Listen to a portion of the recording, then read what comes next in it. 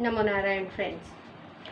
लक्ष्मी प्राप्ति के बहुत सारे उपाय मैंने पहले भी आपको बताए हैं। बहुत से लोगों का सवाल ऐसा होता है कि यदि हमारे घर में बहुत समय से परेशानी चल रही है तो हम उन परेशानियों को किस प्रकार से दूर करें। देखिए, सबसे अच्छा उपाय होता है माता लक्ष्मी को प्रसन्न करने का शुक्रवार की पूजा, जो हम वैभव लक्ष्मी के नाम से करते हैं। माता वैभव लक्ष्मी जो है वो वैभव देने वाली होती हैं। अब इस पूजा प्रक्रिया में आपको करना क्या है? इस पूजा प्रक्रिया में आपको क्या करना है, चावल का जो आटा होता है उसमें हल्दी मिला लेना है।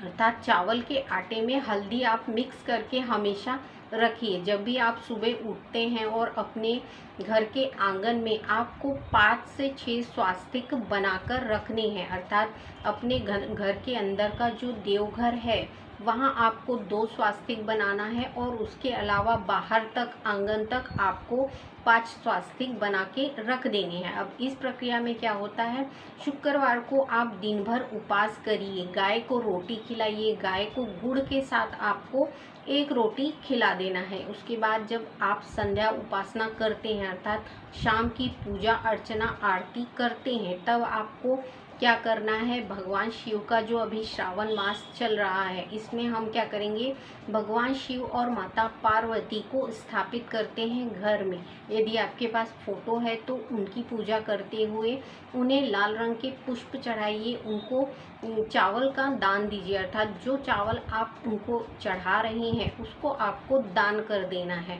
जब हम सोमवार या शुक्रवार को ये पूजा करते हैं, जितने भी दान के जो है, जैसे हमारे पास यदि लक्ष्मी की या धन की प्रॉब्लम है तो हम सफ़ेद चीज़ें दान कर सकते हैं। यदि हमारे पास चावल है तो आप चावल का दान करिए। यदि आपकी क्षमता है कि आप दही का दान कर सकते हैं तो किसी भी मंदिर में ले जाके 1 कटोरी दही दान करिए। पर आपको सादा दही वहाँ दान नहीं करना है, उसमें आप शहद मिला दीजिए, या फिर सबसे अच्छा है कि आप मिश्री मिलाते हुए उसको दान करिए। जितनी भी आपकी धन से रिलेटेड प्रॉब्लम है, परेशानियां हैं, ये धीरे धीरे करके नष्ट होने लगेंगी। जब भी आप अपने घर के आंगन में रंगोली डालते हैं तो आप स्वास्तिक ही डालिए और चावल का आटा और हल्दी मिलाते हुए 5 स्वास्तिक पहले बाहर आंगन में डाल दीजिए। जो भी आपके तुलसी के झाड़ हैं उसके नीचे डालिए और आपका जो मेन गेट है उसके दोनों साइड में आपको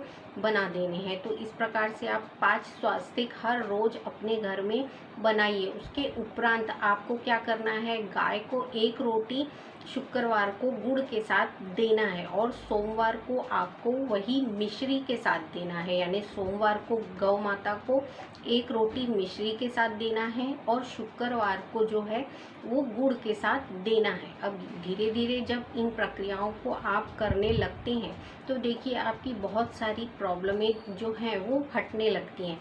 श्रद्धा और भक्ति से किए गए जितने भी उपाय होते हैं भगवान के लिए, भगवान कभी उन्हें नकारते नहीं। यदि आपकी श्रद्धा है, भक्ति है और भगवान के प्रति आस्था है तो आपकी जो मनोकामना होती है वो भगवान तक पहुंचती है। इसके लिए हमें सही विधि और विधान की आवश्यकता होती है। शुक्रवार को हमेशा आप घी का दिया लगाएं, बाकी दिन आप तेल का लगा सकते हैं, पर शुक्रवार के शुक्रवार आपको आरती का दिया भी घी का लगाना है और माता लक्ष्मी के पास भी घी का दिया लगाना है। अब आपको अगरबत्ती कौन सी यूज़ करना है, आप हमेशा माता लक्ष्मी के लिए गुलाब की या फिर चंदन की अगरबत्ती यूज़ कर सकते हैं। माता लक्ष्मी जो है वो लाल रंग के पुष्पों से बहुत ही प्रभावित होती हैं, तो माता लक्ष्मी के लिए हमेशा आप लाल रंग के पुष्पों को ही चढ़ा सकते हैं। यदि माता लक्ष्मी को आप हार चढ़ा रहे हैं, माला बना रहे हैं, तो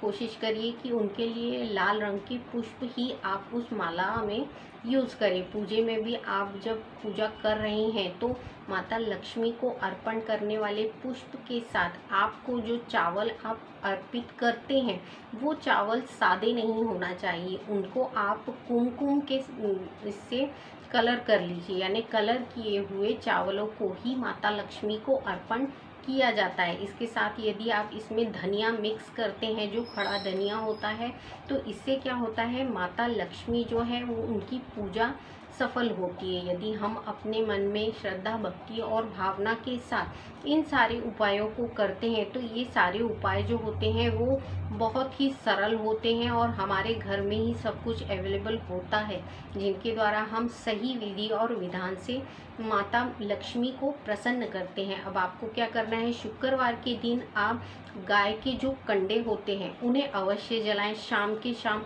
तो शाम को जब आप ये जला रहे हैं उसके बाद आपको घी और शक्कर का हवन करना है।